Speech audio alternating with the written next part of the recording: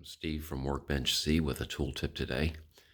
If you need to make a lot of repeated cuts that are the same size and they're longer than your chop saw's built-in stops, clamp the chop saw to your saw table.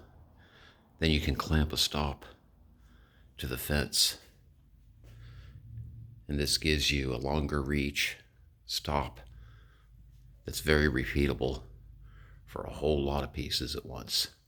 Have a wonderful day.